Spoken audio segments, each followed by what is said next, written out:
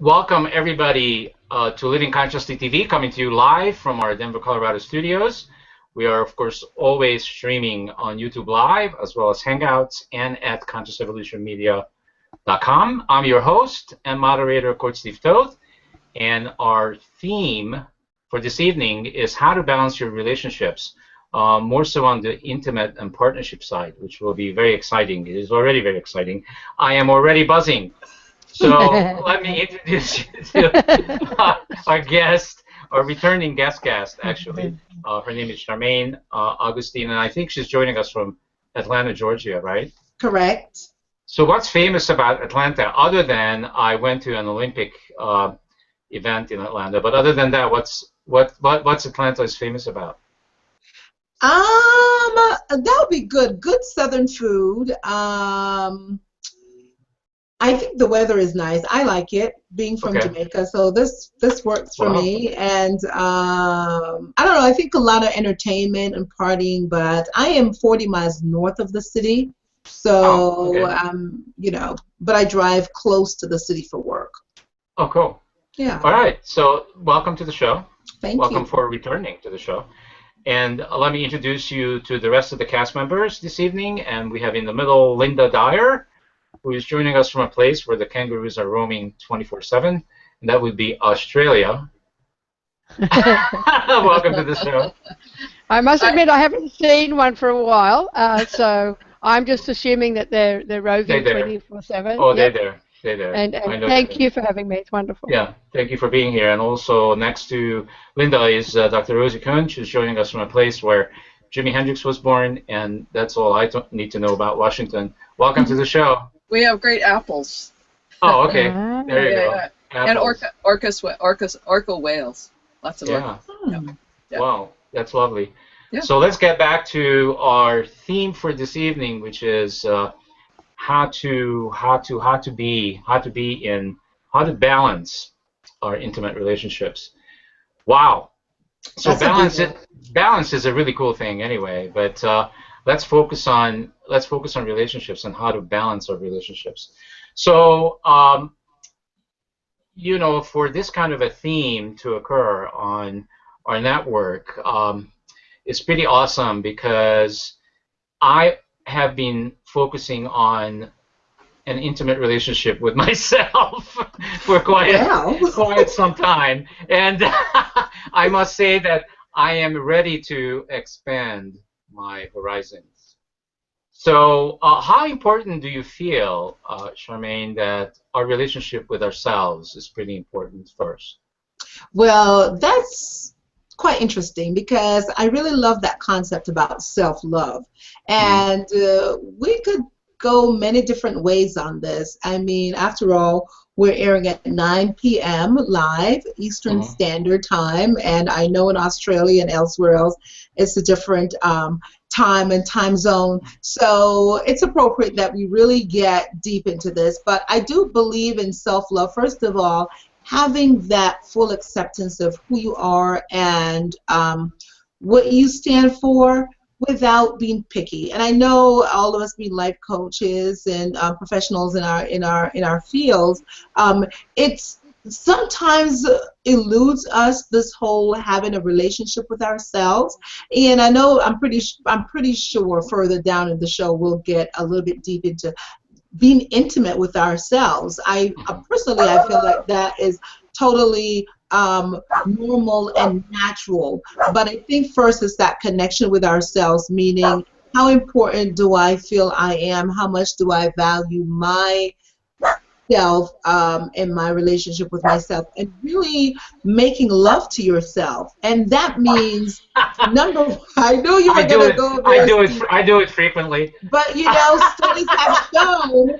studies have shown that it is perfectly kosher. I think even with people that have steady relationships, so they're not dating around, or even if they're dating, it's also very normal and natural to have that intimate pleasure with yourself in a physical sense. Married folks, whether you're married or single, I think a lot of times, I've had this conversation several times, and my girlfriend sent me this link. It was in an Oprah magazine, and I forgot. I can look it up in a minute, but the article really talked about how healthy it is in relationships. Number one, when we can find that pleasure point.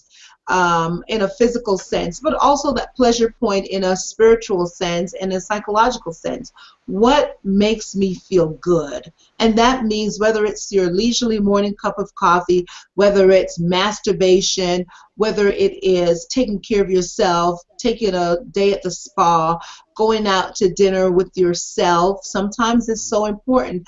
We do this with and for other people, and we do these things to make other people feel good and pleasured, but we don't do it for ourselves. And let me just say this before you get into the next point, and the other ladies will chime in, I'm sure.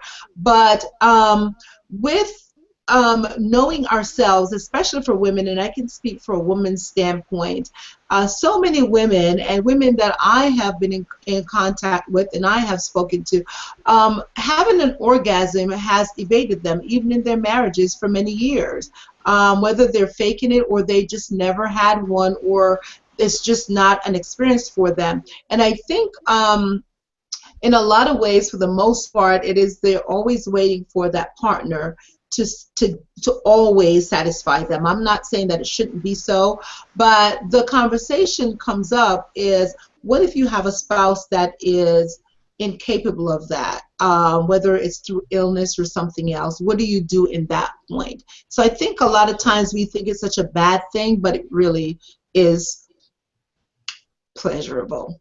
Yes, I agree. So let me just chime in right away, because stuff is coming up right away. So I know that we as human beings love to blame other people for what's not going on for us, and I feel that pleasure, including sex and including whatever level we can take that experience, is our own responsibility. I feel very strongly about that. It's not the other person's responsibility to satisfy us. Do you agree or disagree with that? I'm going to say, because I'm the guest host, I'm going to hog all the time. do whatever you want. I don't always get to come on the show. But I'm really glad when I get to come on the show, because I find the conversations to be so stimulating. But yes, I agree with you. I think the number one rule ought to be, and I know I take that personally for myself, the number one rule in life and in having a fulfilled life is personal responsibility. It will get you into a lot of great situations, and it will also get you out of a lot of not so great situations, if you can step up and take personal responsibility. So yes, Steve, you are correct. No one can feel the way you feel, and no one can technically make you feel that way. And by that I mean, we're talking in this sense about intimacy and sexuality and intercourse and the whole sexual aspect of it. So yes, it begins in your mind, and yes, and it ends there. And it ends. And for some people, it ends there. It's like wishful thinking.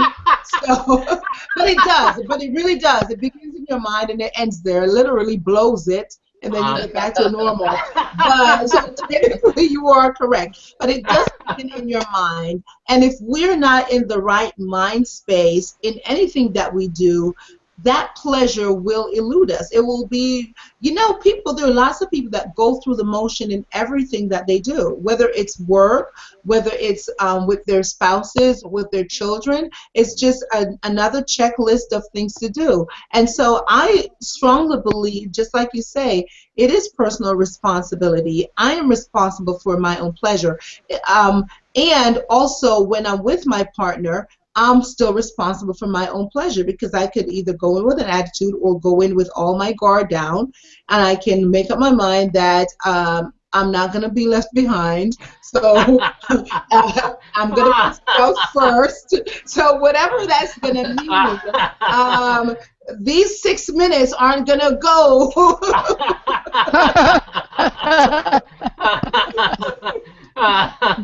These 6 minutes or 60 matter. minutes, however long it takes, Yeah. we put ourselves first, and I think that's important. I mean, so yeah, I agree with you. But I think what you're saying around responsibility is really interesting, and I just feel so passionate about assisting people in whatever I can do in my world, whether it's through books or coaching or training, to take on that whole role of being responsible for who they are and how they feel about themselves and what their actions are.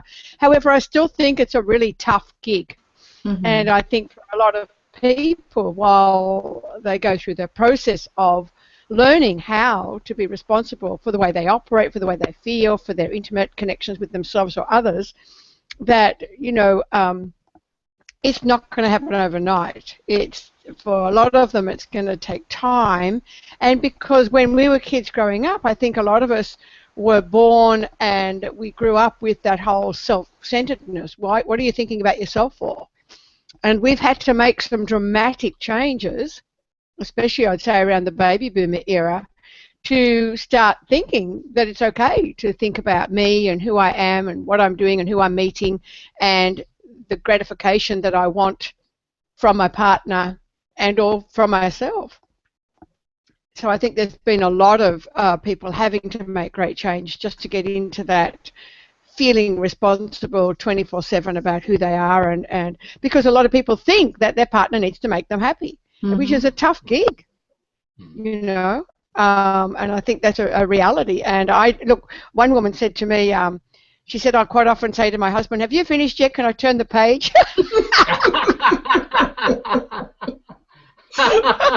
It was so funny. She said, I used to tell the kids to go and play over the fence. She said, I forgot that was a major road on the other side. So when I listen to women, when I listen to women, when you're coaching women, it's quite interesting because I loved that whole intimacy, that our relationship. When I was married for the 20 years, our relationship was amazing with intimacy.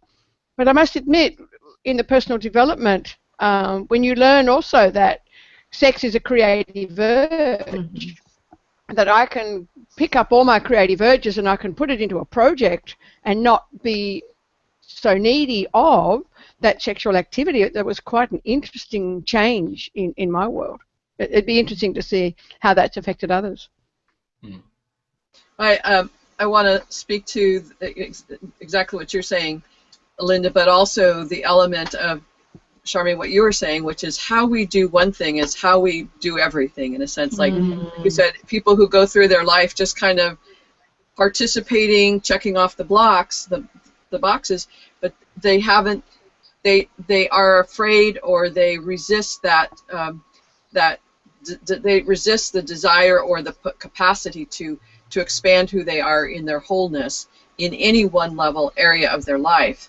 And sexuality is so challenging. The sexuality in a sense of allowing myself or my clients or whoever, people allowing themselves to actually express or experience what it's like to feel like a sexual being or a sensual being or a spiritual, like all of those have to do with the quality of being. And most of us have been taught, much like you're saying, as baby boomers in a sense, like don't feel, don't think, don't need what you think you need, pay attention to other people. And so we've blocked that place of sensuality, spirituality, sexuality, all of the dualities that are so part of our existence in our human body. So it's, you take any one of those areas, whether it's career, family, person, self, or health, and really look at how am I being present, how am I engaging with myself and being self in right relationship. When I say right relationship with myself, in relation to partners, in relation to career, children, whatever that is, friends. So it's really challenging to see that you're not going to have a great intimate partnership if you are not willing to take responsibility for how you be present in your life. Absolutely. I definitely just want to jump on that because, and this word stuck out to me, and I think it's going to be like a new favorite word. You talked about Rosie and the spirituality, but you said the word duality, and I love that we ought to be able to separate ourselves out of everything else that we are and that we do, and put ourselves first. And it goes back to that personal responsibility, but it also goes back to, as you were saying, that operant conditioning that we are taught to always put everyone else first, everyone else's needs first, etc. And I have found that as I talk to many women and even men, lots of individuals, middle-aged individuals, married individuals, there is this lingering issue of non-expression, meaning they're not fully there where they have totally removed their walls and their guards. Number one, for themselves and their own lives. And so I feel like, just like you said, Rosie, how we are in one area of our lives typically demonstrates how we behave in other areas of our lives. And so, true to what you were saying, we are so conditioned to do it this way and not that way, and feel this way, how could I feel that way? But if your feelings come to you, that means that they are part of you. But I think our society is so bent on preserving images, and that's why I think we all get so, oh my God, did they do that? Oh my God, I can't believe he did that. And it's like, it's part of human nature, so to speak. So we just go with it. I think breaking down the walls and silos is very, very important.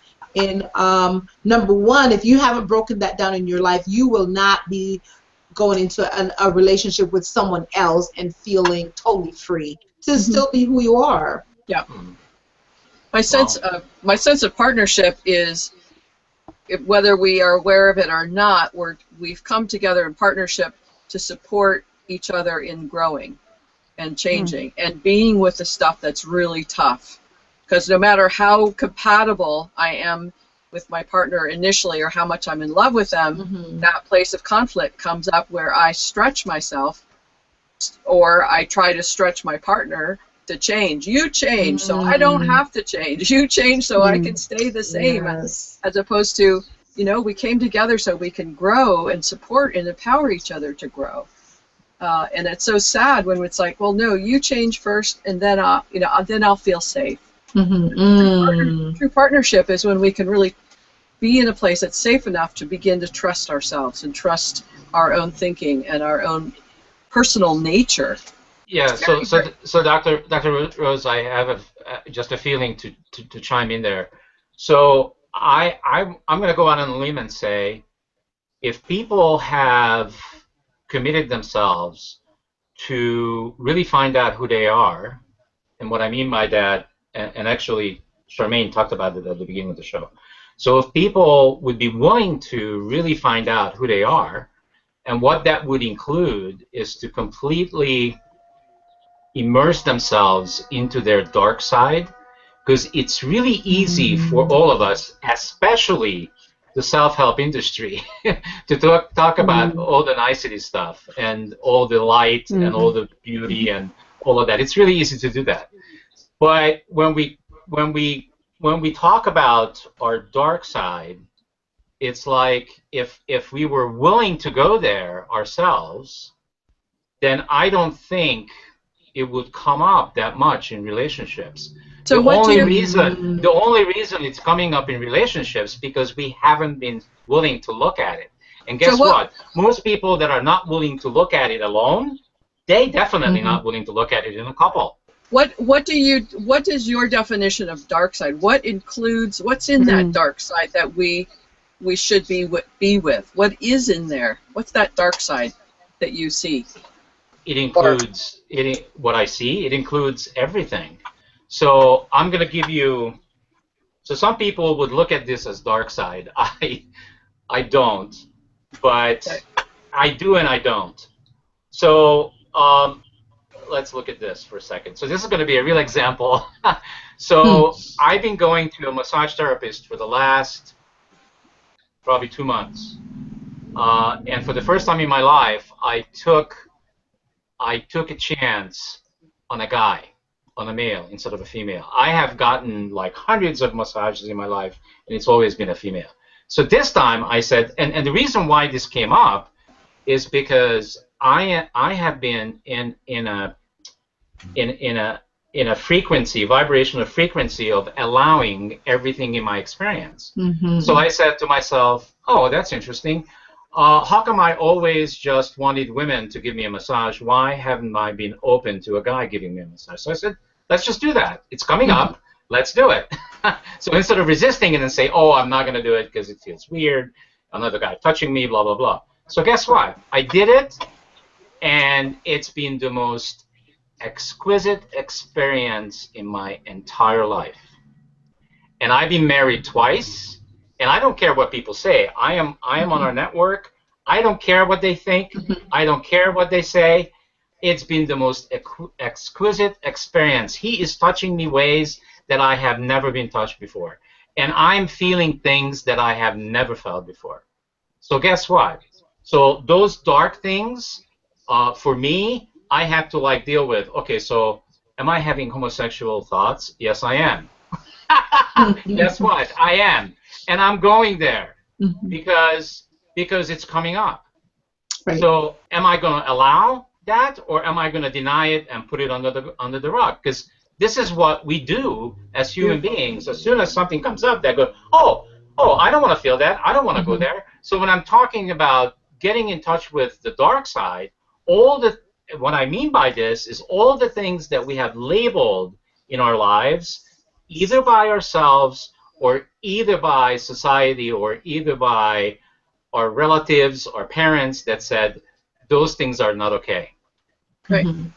Does that make sense? Absolutely. So the dark side, in a sense, is all the things that we resist looking at or experiencing. Correct. Awesome. That is correct. Great. Because we feel like it's so scary, and we feel scared to go there. It's like being married and thinking, I am totally not going to have an affair because I'm so totally going to deny these feelings, or no, my partner should be the one I should always feel all of this for all the time, and they should be the ones to meet my needs, vice versa. And should something else come up or someone else arouse those feelings in you, then you're thinking, no, but I shouldn't be feeling that way. And I know for me, it's very important, I felt like, to have tapped into that light and dark. I always say, where there is great light, there is also great shadow. Yes. And it's the yin and yang of all of us. It's the light and dark within all of us. It's the good and the evil. Whether you spin it on a spiritual level, whether you spin it on a psychological level, whether you spin it on a human level, it is just what nature does. There is night and then there's day. And who made both? God did. So I think as us, we're the ones who tend to label our feelings or our emotions or gender, or I shouldn't be feeling this way because a guy has touched me or a woman has touched me. Like Steve, I've got massages from men and women, and I like to alternate. When I go in, I'm thinking, you know what, I'm just going to really enjoy my body being massaged and all those kinks coming out and all that. You have to put yourself in a special frame of mind. Otherwise, the next time I go for a massage, Steve, I'm just going to let whatever I feel. I'm not going to say I'm here for a spiritual retreat on my day off or anything like that, because once again, it's us being afraid to literally let our souls be touched in different ways and all the different facets of who we are, all the different feelings. Does it mean that we're going to put ourselves in a box and label ourselves like, oh, now I must be homosexual, now I must be this? It's like, oh, I had this great experience and I want to experience it again. And guess what? I'm pretty sure you're not going to have a female masseuse for a while. I am, because it feels so good. I'm hooked on the experience. So right. I'm going to keep doing it until something else comes along. I think this is really interesting. I'm writing my 8th book at the moment called Creating Confident Kids, and one of the chapters is about individuality and uniqueness. And I was looking at some of the work that Joe Dispenza said he wrote in his book Evolve Your Brain. And it was really fascinating because I think what we're talking about is that as parents, when we're raising our children, we want them to be unique, we want them to have that individuality, but at the same time, for some reason the society says, well, you need to fit in. And if you think like that, then that's not going to fit in with the peer group or with the schooling or with the family or what have you. And so while at one part of us, it's almost like a part, that part of us wants to be unique and different, and the other part is, like you said, Charmaine, is scared to. It's not so much, but scared to be out of the norm, scared to be away. Otherwise, why do so many men and women take such a long time to what we call come out of the closet? Or because of the societal pressures. Like Steve was saying, that societal pressure of him admitting that what that might feel good or might feel better than a woman massaging him. Who cares other than Steve? Well, funnily enough, a lot of people in society do, and whether we take that on board or not is, again, us being responsible or not. Are we at cause for our world, or are we letting outside forces affect us? Yeah. So I want to take that and connect that to how powerful we are, that we get to create any experience that we are having. This is our creation, no one else's. It's not society's creation. It's not our parents' creation. It is our creation. So the only time I think we're ripping ourselves off if we buy into all the programming that we have been subject to. And I think most people will figure out sooner or later, some of us later, unfortunately, that it's all been that, which is programming. We took on somebody else's opinion and understanding and explanation for how things are, and that is how things are for them, not for us. And it's really challenging to, we're talking, Steve, about in a sense rejecting the programming, but we're in that process, and this is a big part of what Conscious Evolution Media is about, is acknowledging, oh my God, I see how I am part of the programming. We begin to see ourselves as, oh, I see myself, and here's the program, and we can essentially learn to separate ourselves out of the program. Yes. But so much of what we do and how we be is in relation to our enmeshment with the program. So these kinds of conversations where we're saying, hey, in this moment, I'm having these feelings of let's say, of attraction to a man. Oh, in this moment, I'm having attractions to a woman. Oh, in this moment, I'm in love with my husband. Oh, in this moment, I'm having fantasies of another man. Or it's like it is all, as opposed to saying it can't be this, it can't be that because of the programming. So that place, and this is what I think you're saying, Charmaine, is, hey, it is what it is now, and the more that we can be responsible and accept this, me, and love me in all of its permutations, and as you, Steve, are learning to love yourself more and more, and so embrace the experiences of what's coming to you, that's where the intimacy of accepting how it is in this moment is, that's the beauty. Yes, because it's all our creation, and I just want to add to that is that even when we point the finger and say to our partner, because this is directly related to the theme of the show, when we point the finger to our partner and say, well, guess what? That was not a great experience, let's say sexually, and that's because whatever the reason is, that we say to our partner, and guess what? That's our creation. Do you think people realize that if we are having that kind of an experience, that's our creation? Yes, and I totally agree with you. Whatever we experience, we create. I always say we create our own heaven and we create our own hell. And I think if wherever we put ourselves, it really, we said this earlier, everything is in the mind, and we know that as coaches and, quantum physics and all that stuff that we get involved with, is our thoughts thoughts create our reality. We hear it so often. We use it as a cliche. We refer to it in The Secret to everything about life. But really, it is. It's not just we're using it as coaches and professionals in our fields, and as we talk to different people. It really is also a spiritual thing. It says it in the Bible. I'm pretty sure there are other spiritual readings that will have those same connotations. So really, we can't get away from what we create with our thoughts, and then how we explore and expand on that.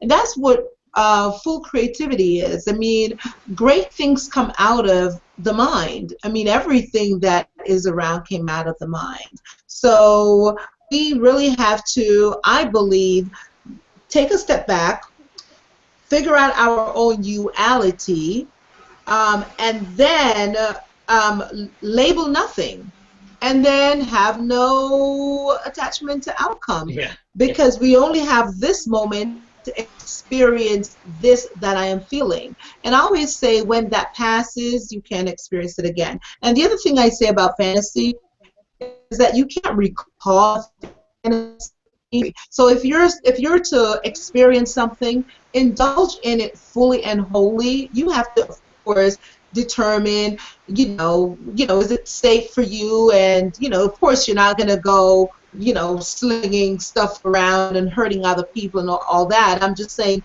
in good conscience, in consciousness, letting our guards down, because like we talked earlier, we've built so many silos. Hold on. You just did something that a lot of people in our industry do, and I'm not going to judge you for it. I'm just going to bring it to the surface. So we know that there are lots of people out there that kill other people. Okay, so let's not resist that. That is what's so. I mean, I was watching for 2 minutes the news on television this afternoon, and here in our own town in Lodo, somebody killed several people. So so that's happening. That's happening. There's no reason to say that that's not happening. Let's just not acknowledge. That's part of our dark side. It is happening. It is happening. It is happening. So that's a good point that you made. Because without that, guess what? This good side that we keep talking about doesn't exist either. They both have to exist simultaneously, and I feel that we need to allow all of it, and that's the only way to raise above it. And like what you said, don't label it, don't judge it. Just be with it. And I just want to also add that, because I've been experimenting with this allowing thing for several months now, what's coming out of it, and I'm wondering how this is relating to intimate relationships, is that I'm noticing, I know it relates to me, I'm noticing the repetition that's going on in my life. My life, I'm now, it's coming to the surface because I want to expand my consciousness and I want to expand my 5 senses. What's coming up for me is I'm noticing all this repetition. So guess what? I noticed on Monday I wear certain clothes. Steve, like this is my Monday clothes. 1 second. Yeah. I'm not sure if it's just me, but can you check the sound, or is everyone hearing a? Are we good on? We're hearing you. I can hear you fine. Okay, you're good. Yeah, it's something maybe on your end. Okay. Okay. So it's Tuesday. This is my Monday clothes. I noticed that I had Monday clothes, Tuesday clothes, Wednesday clothes, Thursday clothes, weekend clothes, and I'm changing it all up. I noticed that there's only a certain way I went to my office. Guess what? I changed it. I'm now forcing my mind to stop, because here's what I noticed, and I talked about this on the network before, but I'll just mention it. So I'm noticing how similar our biological computer is to computer systems. Okay, so I'm sure most of you are familiar with, when you go to a browser and you go to somebody's website, you are actually, your computer has memorized what that website looked like before. You know this, right? Sure. Okay, so guess what? Our mind does the same thing in our own lives. It keeps replaying.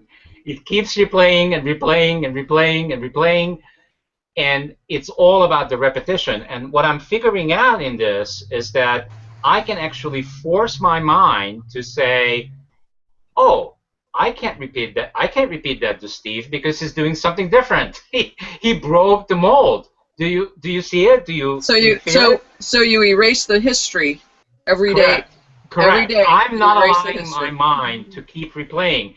And this conversation came up with my therapist actually just recently, my massage therapist. I said, it occurs to me that when the first time you gave me a massage, I'm experiencing your massage exactly the same way and my feelings exactly the same way. So is it possible that I actually only came to one session and I keep paying you every week for a new session, but that's not really what's happening. My mind is just replaying the same session over and over and over.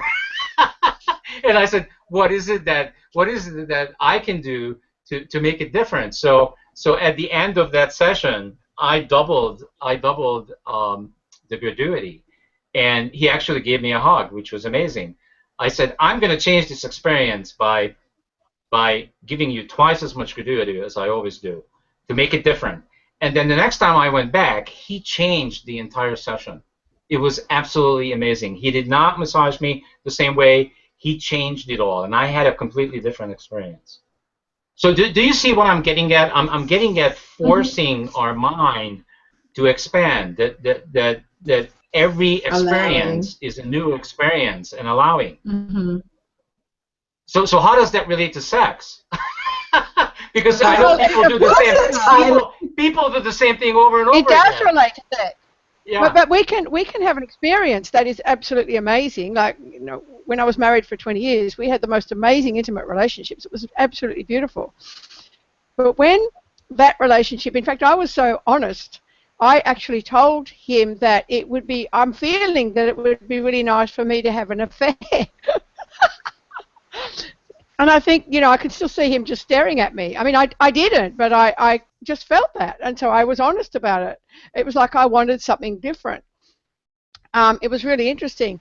When that relationship, for whatever reason, we parted ways, he wanted to retire, and I didn't want to do that. And I met another person, and all of a sudden, the whole intimate relationship is very, very different. And so I'm blaming the universe. I'm saying, why would you send me someone that can't be intimate like I like? You know, how did that happen? And then I was sort of turned off it for quite some time. Where are you? Yeah, okay. I'm gonna go up. So it's just interesting that from one experience, like you were saying, Steve, things can become the same, and then we can have a new experience, and we may or may not like it. But you are and all the of a sudden, universe, Linda. Yeah. You are the universe. It's your universe. oh, I get that. Yeah. There was something going on with this next experience, and I wasn't happy, and I was wondering how on earth could that change so much to the point where I gave intimate relationships with others a break. And maybe that was the lesson, that at some point we have to learn how to have that intimate relationship with ourselves. And yeah, really, really quite interesting experience. The vulnerability, I'll speak personally in a sense, that the vulnerability of trusting an individual with my whole being and trusting them enough to share what's working and not working, what feels good, what feels pleasurable, to say stop when it doesn't feel right. There's so much vulnerability, and there's so much fear of rejection or that we're abandoning somebody by saying things that are truthful. There's so much vulnerability in the sexual arena, and we can say that in terms of the career environment or other elements of context. But when we're talking about intimacy, that place of vulnerability and sexuality is just so challenging and scary. And so it's easier just to do it the same way or do it differently because that's what the partner wants, but not speaking, this isn't working for me, or this is too scary, I'm too vulnerable, or this is what would feel right. It's just very, very challenging to be truthful and respect our own senses and experience. So scary, to be that honest. Absolutely. I think that's a really, really good Dr. point. Rosie, Yeah.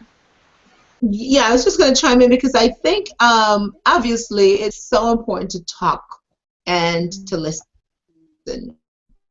And communicating is, we're talking about intimacy in relationships and balance in relationships and how to ensure that, number one, both partners, or there's some relationships that have more than two partners. So let's just say everyone involved is at a good place or feels good. And like we said earlier, it begins with that self-education, meaning I know inside out. But also remember that even if we're on a journey, or even if we've arrived or we are way ahead of the game or just starting out, the bottom line is you are with someone or you're having intimate relations with someone, a spouse, a partner, whomever, and they don't know that about you. Every person is turned on in a different way. Every person likes different things. So talking and listening and communicating, like Dr. Rosie said, sometimes we feel like, oh, I don't want to offend that person, or what will they think, or either person will feel put off. But then you'll just roll over and have an attitude for decades. People that stay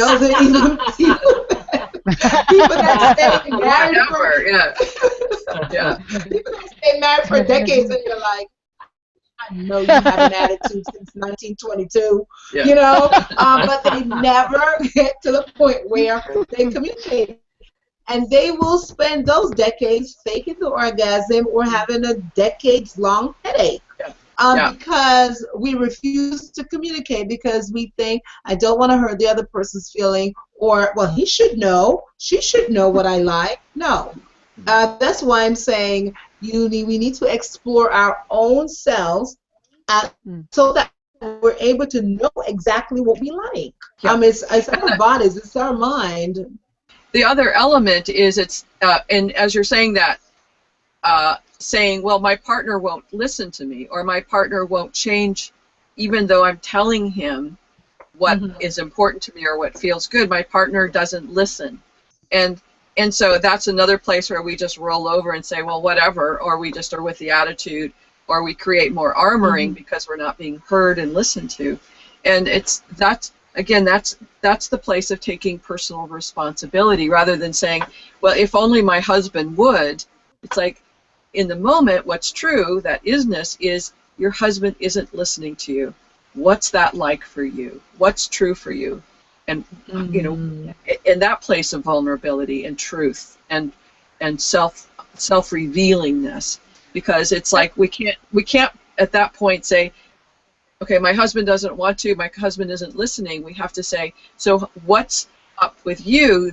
How are you being with not being heard? How are you being without being acknowledged and respected, and your desires being respected and honored? But Dr. Rosie, if you're saying that, my husband isn't listening to me, if perception is projection, would it be good to then ask yourself, am I listening to myself? Beautiful. Absolutely. Absolutely. Am I actually hearing, or am I forcing, intimate issues because they're going to solve everything that's going on for me right now? Totally. And I think, we need to look at it from both perspectives. I'm totally in agreement with what you're saying. I'm going to go out on a limb again. I just have to. So I want you to consider. I want you to consider that when you said, my husband this and my husband that, I want you to consider that you are the husband. That's my point. That was my point. And Linda was kind of saying that in a sense of saying, I am not being heard. I wanted to say it a different way. Yeah. I am not being heard. I am not being respected. I'm not being acknowledged. And so what we tend to do is just shut ourselves off rather than asking the question, so how am I not hearing myself? How am I not seeing myself? How am I not being present to myself? How am I not respecting or trusting my voice? So I'm saying that and that's the place that's as intimate as any sexual experience, that place of personal intimacy with ourselves in that moment of revealing. Well, also where I And, want to connect that and to is that also, what's happening. Go ahead. Charmaine? no, I was going to say, yeah, I was saying, also sometimes we feel like we're expressing ourselves. Are we that speaks the other person's language? So it's easy to sometimes think, well, I've that sometimes the things we say and then how we act and the energy that we give off makes such a big difference. So Yes. you can say something and like, well, you're not doing this, or you never did this, or been asking this for years and whatever. You're saying it, but the person is feeling totally attacked. So Yes. they totally haven't heard anything you've said for decades. Hold on, And Charmaine. then How they'll do come we? back maybe Charmaine, decades hold later on. and say, you just attacked me. Charmaine, Yes. hold on. How do you know that what the other person is feeling? Well, if you have non-response for decades, We maybe. have no idea what somebody else is feeling. We have no clue. Yeah. Well, and too sometimes I find that with men We at think we times, do. and I have, yeah, you guys do listen with your heads. There's couple of them I've heard. Yes, we do it simultaneously. And not your we heart. like that. Let's just put it Yeah. that way. Mhm. Yeah. So yeah, I mean, I used to be that way. Yes, I can't have sex anymore just for the sake of sex. I used to do it all the time, and it was fine. But it's not fine anymore. I cannot. What comes for me first is the connection. I have to feel the connection with myself and with the other person before I can even go there. And absolutely, so key, absolutely so key. Marriages suffer for years, and literally, I know people that have been married for decades, and they've been suffering for decades Yes. because there is not a connection, and there are all these quiet reservations, not necessarily because of something the other person did or said, but in some cases it is, but in a lot of cases it's those reservations that we have about ourselves. So we're no longer playful. We're no longer romantic. We no longer say I'm sorry. We don't feel like it's okay to, do something nice or something special. I think relationships is so key that we have to not just keep being together, but keep connecting with each other, and that's on a daily basis. It's really the laughter and the love. So yes, Steve, I do agree with what you say, and yeah, back in our younger days it was like, yeah, I'm hot and ready, like Little Caesar's pizza, but now I love that. Yeah, I did that. I'm hot and ready like Little Caesar's.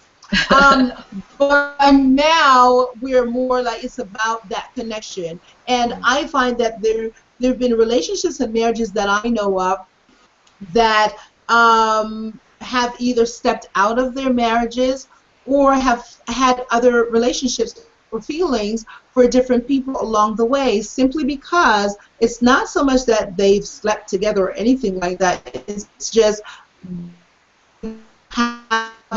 studies have shown and statistics have shown that you guys are, professionals and doctors in fields that sometimes the relationship are weaker if there's an extramarital affair. I'm not condoning whatever, but everybody can do whatever works or feels right, but and neither am I labeling. But yes, you can either grow to see that other person differently or either grow apart. But I think it's so important then remove the blocks from our own hearts and lives and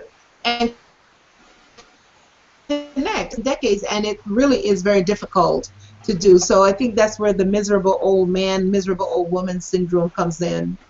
And sometimes you just got to break loose and find yourself. Yeah. I've known people that have stayed married for years, and they've stayed married and then after a long time they've gotten divorced and then after the fact they look back and think, oh, it really wasn't the other person. I just never found it. A lot of times we go into relationships thinking we're going to find ourselves in that other person. And when they're no longer there, you still feel lost. So now you got that self-searching, and even know what I mean.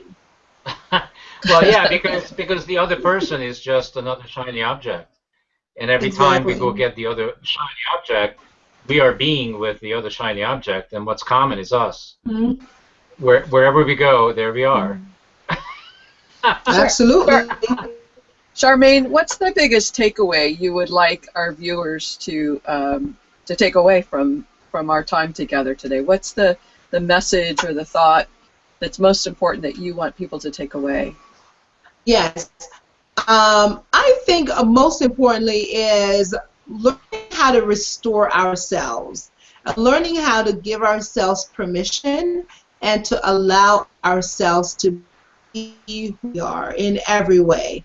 I would say go away.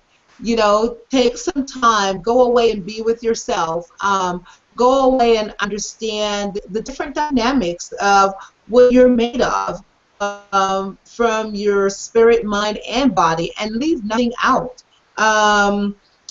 Enjoy your existence, because you only exist on this earth for, if some of us are extremely lucky, we may have 80 nice, healthy years. The rest of us, some maybe a little bit less than that. Who knows?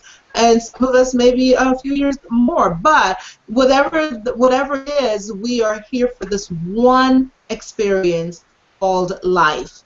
And part of that life is everything who we are. It is our dark side and it's our light. And so it's going to always be, I don't want to say a battle, but it's always going to be that self-searching, and that is our journey. And I think, if we stay on that journey, we will begin to find our path clearer, which means that we will begin to break down our own silos, some of them that were imposed on us and some of them that we put there ourselves because we need to live up to a certain status or status quo or an image. I've got to be the suburban perfect wife, mom, all that, or I'm going to be the perfect teacher in my classroom, or counselor or pastor or whatever it is.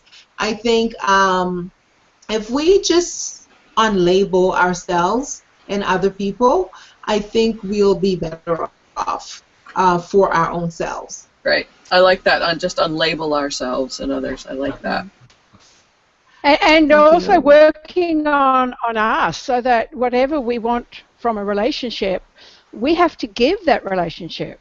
So a lot of people sit back and say, well, I'm waiting for him or her to give that to me first. But if I want more love from a relationship, then, one day it just clicks. You go, well, I've got to give more love, because the law of attraction is going to work whether we believe it or not. Yeah. So whatever we're giving out, we're going to attract back. I like a lot of times. Well, Dr. Rosie, looks like you're up. It looks like it's your turn for the last word. Well, Steve gets. When I was growing up, I always get the last word. When I was growing up, a relationship was 50-50. That was the way that it was, like, you come 50% and I'll come 50%. And it was only, and I've been a family therapist and a life coach, but it wasn't until I was training to be a life coach that I understood that I'm 100% responsible for coming to making this relationship work. I'm 100% responsible for making this relationship work. And my partner is 100% responsible for making this relationship work. If I don't put myself 100% in that game, then there's something I'm holding back. And that's the place where I've got to look. That's my work. That's, in a sense, the dark side is, what am I holding back, and what's the reason for that? So that place of 100% responsible for my partnership, it just opened up the doors for so much more than waiting and saying it's your fault that things aren't the way that they are for me. So thank you. Good point. Steve? Thanks for Yeah, well, sharing for that. me, it's just for everyone that's watching this show now or later that you are the one. There's nothing else to look at. We are the ones that are creating this, and you get to create it any way you like. So if you don't like the way it's turning out, change it. That's how powerful we are. Change. That's right. That's how powerful we are. If you don't like your partner, you don't like the experience, change yourself or change the partner. Hey, As nothing as wrong with that. as Linda says, next. There was a product, Steve, you'd love this. There was a product out called Eliminator, and I was teaching an audience once. And I said, "Oh, I sprayed Eliminator on my husband, and I haven't seen him since." and the other thing I wanted to say is that this is, people get so uptight about intimate relationships. This is I'm just having a chuckle about life. Everything occurs more and more funny to me. This is not that serious. This whole thing about all these dramas and stuff that we create and what daytime television is all about, of all the dramas and all the lies and all of this and all of that, it doesn't have to be that way unless that's the way you want it.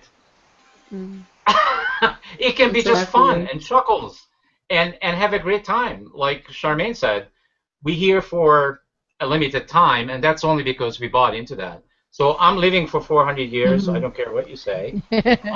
That's just what's so. and at $3.99, In a different body. I have no. It might be the same body. I'm working on that one. So That's another show, right? That's another show. I'm working on that. I would I'm like to working be on a guest host on that show. Okay, well then you gotta come with me because you're gonna have to be there at age 400 to experience it. So yes, I'm making that commitment because I'm starting to notice that all the things that I can do in my dreams, most of the things that are really awesome and I feel really good about, like my ability to levitate in my dreams, my ability to fly, my ability to do all kinds of cool stuff, I can do in this state as well. And that's what I'm stretching my mind to be able to do. Because I'm noticing that there's no difference in my dream state or in this state. It's the same stuff. My mind is creating both of them. Got it. This was a cue. I really enjoyed the conversation on today's show, and we had Steve. This was great. I really enjoyed the topic. I enjoyed being with you guys as always. Linda and Rosie, ditto. so much fun. I know. And it was really fun, and we laughed a lot. We didn't take it, significantly. We didn't get too serious, and although it's a very serious subject, intimacy and sex is. It's still a taboo in this country, although, we sell everything. To sell everything with sex and good-looking woman is okay, but when you want to have a conversation in a public domain like this, all of a sudden people get all uptight, Well, don't talk about that stuff because that's not okay. Yeah. Again, it's just programming. So just lift the veil and see what's behind the veil. I loved it. Thank you. Yeah. Thank you, ladies. It's so good to be. Thank you. It's so good to be on a show like this with three ladies. Fantastic experience. Perfect. Perfect topic. Thank you. So, thank you. Bye, everyone. Thank you for being here. Bye, and guys. For everybody else, just keep watching these shows on the network and keep doing what you do. And if it doesn't feel right, whatever we said or did on the show, then don't take it on. Only take it on if it feels right. Don't follow us, follow you.